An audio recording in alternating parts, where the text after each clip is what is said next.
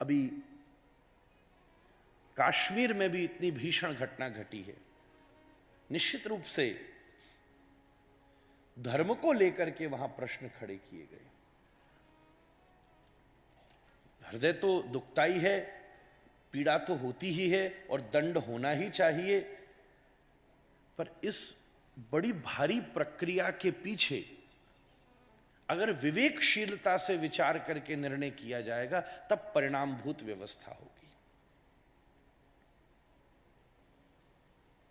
बहुत सारे लोग इस पर यह भी विचार कर रहे हैं कि भैया अब कश्मीर के पर्यटन का क्या होगा। मैं तो आपसे निवेदन करूं, इतना बढ़ा देना चाहिए कि दूसरे को जगह ही ना मिले। क्योंकि अगर वो पर्यटन स्थगित हो गया तो जिस कारण से वहां यह कांड किया गया वो तो उद्देश्य सफल हो गया। इसी कारण से तो, नहीं तो दिल्ली करता, नहीं तो मुंबई करते, ना चंडीगढ़ करते।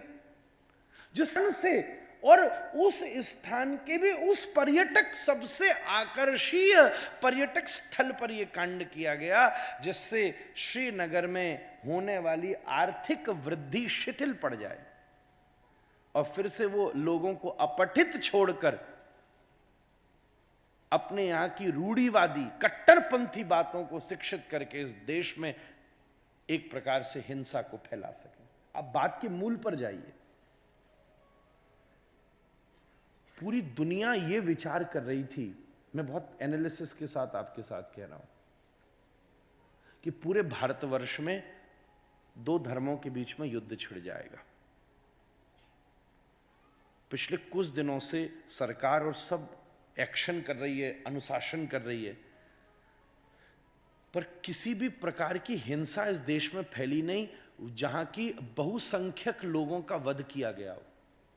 इसका आप मतलब समझ रहे हैं कि हम बहुसंख्यक लोगों की जो मूल प्रकृति है वो हिंसात्मक नहीं है।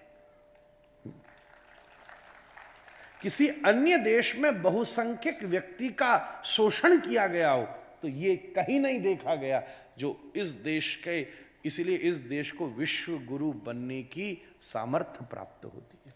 हमारी मूल प्रकृति हिंसात्मक नहीं है। ठीक है, मन में पीड़ा सबके हो रही है, बहुत सारे लोग इसको धर्म बनाम धर्म भी कर रहे हैं, क्योंकि भाई ऐसा क्यों होता है कि सदा एक ही धर्म के व्यक्ति से आतंकवाद का प्रारंभ होता है, पर मूल प्रकृति हिंसात्मक नहीं है। सब विश्वास करके एक बड़े निर्णय की प्रतीक्षा कर रहे हैं और इसके प्रति सरकार को भी उचित कार्रवाई करनी चाहिए। और ये जो हिंसा नहीं हुई, अगर मैं आपसे सावधानी से कहूं तो इसने किए गए मंसूबों के ऊपर बहुत बड़ा पानी फेरा है। ये जो बगल में बैठा देश विचार कर रहा था कि अंतर्ग्रह युद्ध में हिंदू मुसलमान के फंस जाएंगे, कश्मीर का पर्यटन समाप्त हो जाएगा, और इन सब व्यवस्थाओं से लाभ किसका होगा, विषय का विचार कीजिए। लाभ किसका होगा? जहां पर केवल 2 वर्ष पहले तक पूरे साल भर में 20 से 25 लाख पर्यटक जाया करते थे, अब वहां पिछले 2 वर्ष में 2.5 से 3 करोड़ पर्यटक गए। गूगल पर डेटा मौजूद है, आप देख सकते हैं। इस बात से जो वहां अशिक्षित रूप को कट्टरपंथी बातें सिखाई जा रही थी वो कारगर नहीं हो पा रही थी। जिस व्यक्ति को 5 रुपया मिलता था, अगर उसको 50 रुपया देकर मरने मिटने की बात की जाए तो हो सकता है 100 में से 2 तैयार हो जाएंगे, पर आज व्यापारिक उन्नति के कारण अगर उसको 500, 1000 रुपया मिलना शुरू हो जाएगा तो वो किसी के बातों में इतनी आसानी से आ नहीं सकता है। हर विषय का बड़ा गंभीर विवेचन है। निश्चित रूप से कार्य यह होना चाहिए कि पर्यटक स्थल और इस स्थान की सुरक्षा को इतना बढ़ा देना चाहिए, इतना बढ़ा देना चाहिए कि पर्यटन में समाप्ति न हो सके। मैं अभी सुरक्षा की वजह से नाम तो नहीं ले सकता, पर मेरे ही आसपास कुछ लोग बैठे, थोड़े 2-5 दिन में श्रीनगर ही जाने वाले, और मैंने हौसला दे के चले जाओ। एक दो चार तो बोले महाराज ऐसी स्थिति में भेज जाने दोगे? तो उसने पता कराया, बोले महाराज इसी समय रेट भी सबसे कम है और खुला भी सब बढ़िया है, सबसे कम रेट है, सब डिस्काउंट पे, कोई भीड़ भी नहीं, मजा लो। और मरने का तो पता नहीं कब मर जाए आदमी। मैंने यार बात तो सही कही तूने।